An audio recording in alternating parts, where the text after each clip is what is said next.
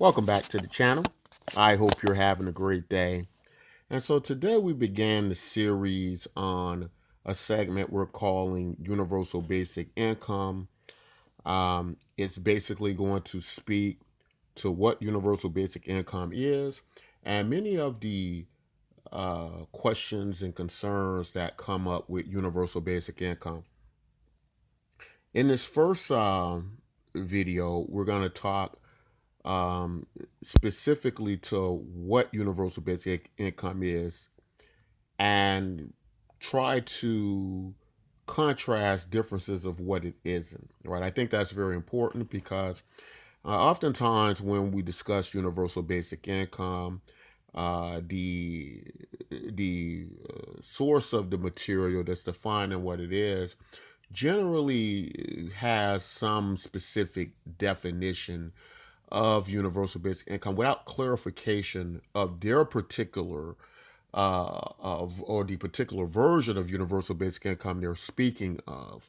So we're gonna try to keep with the most purest idea of universal basic income and contrast what doesn't constitute that. Um, and so as we go down a line in the series, we're gonna get into many of the moral, philosophical concerns with universal basic income. So we hope that you stay engaged in the series, like and subscribe, and join our subscriber list so you can get the latest videos coming up in the future. So let's first start with the basic definition of universal basic income. Universal basic income refers to regular cash payments made to a given population. Examples such as adult U.S. citizens, for example, with minimum or no requirements for receiving the money, in order to increase people's income, according to the International Monetary Fund. Right. So that definition comes from the IMF. Beyond that, however, there is often disagreement about what constitutes universal basic income. And that's what's going to be key in this video, not just giving you a basic definition of it, but helping you to understand what it may not be. And I think that's important because we found programs that are being passed off as universal basic income that are not universal basic income. All right.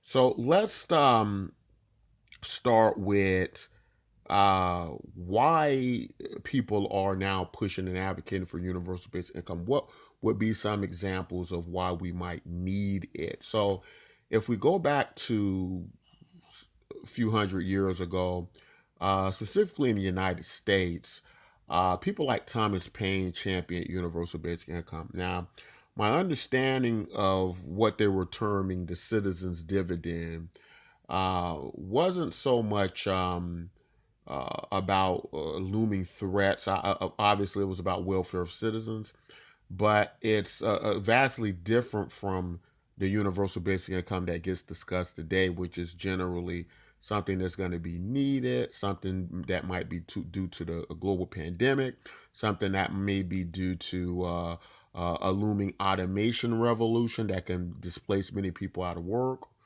So all of these ideas fuel what to be a more modern day universal basic income. But with keeping with the bare bones, purest idea of it, it had been championed all throughout the course of our human history, even before getting closer to the nuclear explosion, which would be some of these much crisis level events we're discussing now. But before that, people were advocating the idea as to say that this wasn't an idea with universal basic income that needed to have these dire consequences, right? Um, it was referenced as a dividend. What is a dividend, right? How does a dividend work? Well, first, let me find a definition of dividend. That way we can get a very more accurate description. Okay, so one definition of a dividend, I think that might be more relative to the subject at hand, is it is a sum of money paid regularly, typically quarterly, by a company to its shareholders out of its profits or reserves. Now, I would also add that sometimes this might not necessarily be money, it could be actually stocks itself. But the idea is there's something that's taking place where people are sharing in profits or reserves, right? Um, Now, I'd also add to that dividend doesn't necessarily require reserves. There are examples of companies that have issued dividends in order to make their companies appear to look more appealing, right? For people to invest in it. And they would have to, in some cases, have borrowed the dividend, right? Um, and so I think that can also be comparable to some of the ideas of what we're going for here, just to get a more uh, complete idea of universal basic income, why people push for it, who's supposed to get it or who shouldn't be getting it, and to really clarify that, right? So the next part is if we use the term dividend, then that means that everybody who's a part of that organization, if you're a shareholder, some people would term it to mean that you're a shareholder, you're a value holder in the nation you belong to. That could be based on some contribution you've made to that nation over the course of time you've been part of it. So you would be eligible for a dividend, similarly to how if you're a part shareholder in a company, you would be eligible to for a dividend. The next part we would speak about on universal basic income, what it is, who gets it, and the understanding of that is who or what or whom should get it. And universal generally is speaking to everyone included, right? So that's a key term because typically what has happened in the understanding of universal basic income is it's been pushed off to include certain groups and not allow other groups to participate. So, who receives universal basic income is very important, and the universal means everybody. What isn't universal basic income, or what's been the confusion, is that some would next erroneously conclude that only the needy or the poor would require universal basic income. And this is not what universal basic income is. Um,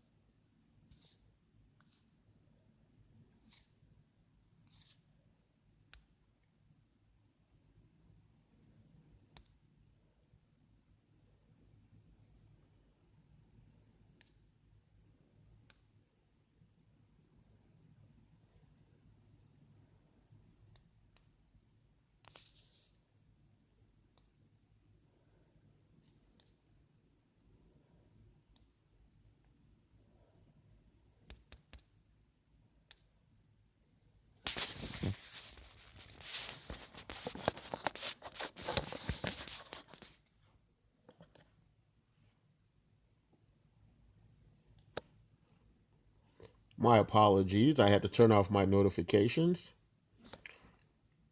But that would defeat the idea of universal basic income. If you give it to just the poor or the needy, then this will qualify more as a social program or welfare program.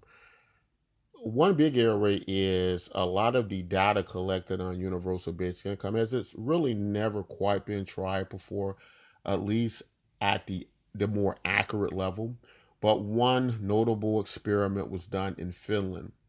Now, after gathering research on the event in Finland, we learned that only about 2,500 participants were put in the study, and of the 2,500 people, they were mostly targeted to either be low income, working poor, or unemployed people.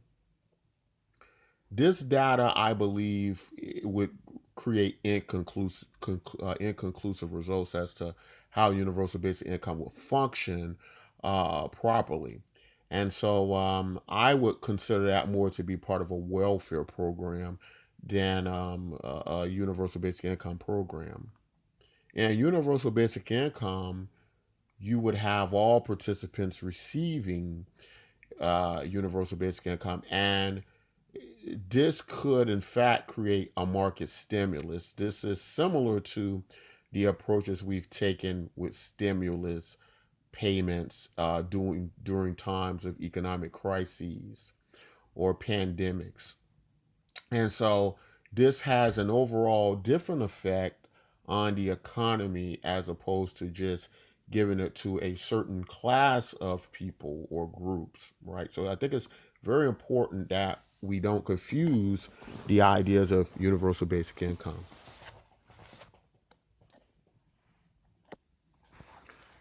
I think the next part, besides just the idea of everyone receiving universal basic income, or what essentially would be free cash payments in the eyes of some, is it really a free payment? And without going too far into this, as we want to save this for upcoming episodes, like the philosophies and some of the moral ideas around universal basic income, should it be done? Um, when we look at whose resources and whose money we're actually dealing with here, and who should have the right to that, and who should decide who gets what, I think we have to start at the very beginning. And so there's this idea, this philosophy, as it were, going around right now that every human being on earth should be uh, eligible to have equal portions of land on the earth. What are some of the problems if you don't have that? Well, to illustrate, if there was a situation where there was private property to the point people could buy up most of the private property around you, perhaps they could enclose you in, buying all the property around you, cutting you off from the rivers and the water and the land and certain resources that you require, which has been the state of human affairs throughout history, which has caused war and driving people away from lands and so on and so forth. The problem with private property, although it gives many freedoms that we're aware of, where people aren't told where to live, what to do to a certain degree, as I would use the idea of term limited freedoms, is at the same time we can see some of the abuses that can occur if a person is able to own most of the land around you, making it difficult for you to produce food, making it, and in fact, we have examples of this in the Middle Ages in Europe, where monarchs would own all the deer in all the forests of all the land, and they could issue edicts where citizens weren't able to hunt deer to survive. That it was the king's deer and it was illegal to do it. And so what they did was they stopped people from being able to have the right to food, to survive, and to eat. This can create a philosophical problem here, a conundrum, as it were. But in some ideas of universal basic income, it requires or it makes people eligible to own certain parcels of land. If not in the logistical idea, of course, you could have land or ownership that ends up in Antarctica. It does speak to the concept of through that right, so to speak, you might be eligible for so many resources, which translates in terms of ours today as essentially money, right? It is estimated that every human on Earth, I believe, can own something like 7 acres of land. You can produce a lot of food with 7 acres. But getting back to the philosophical, or rather the start of the ideas of the issuance of universal basic income and how it impacts others, some going to ideas like it takes money out of their pockets, right? It could very be that universal basic income, or at least in the idea of it, is the right for every human citizen to have basic needs and sustenance from the earth, right? And in that scope, it is a difficult uh, thing to conceive of that people are able to own mountains and rivers and land. The production levels of these things that occur in resources and land is basically something that hasn't been produced by human beings, that it was produced through nature and so on and so forth. If you can get around that, then of course again we come back to war, which then is kind of stepping away from the moral social contract humans make in order to determine if universal basic income is some type of forced system that's forcing them against their will or taking money from them, and or it plays out some way like this. The other thing I would suggest is that, or we could examine really quick, would be the idea that in a system of fairness, an economic system of where you actually produce, you get what you produce. The labor output ratio is relationally the same, right? That would mean that governments that interfere through our tax systems, that allow certain tax breaks and cuts for certain entities and not for others, would disrupt that. So even in that idea, there would be no accurate correlation between what you produce and what you should deserve and keep. And so I think this argument is important in the universal basic income idea because it tends to be a conflict between, if universal basic income is issued out, then someone has to pay for that who maybe deservedly shouldn't pay for that. But I think in stepping back and peering into a wider scope of how our economic systems work, it could cause a more deeper conversation into that idea.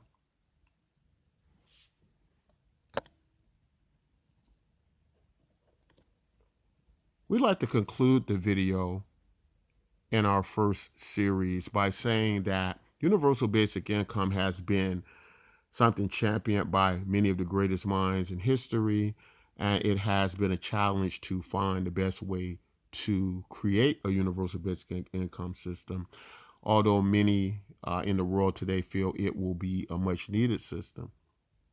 We don't necessarily believe that this the solutions will come only in the form of government intervention in our political systems. We also believe it will happen with individuals, communities, and private sectors.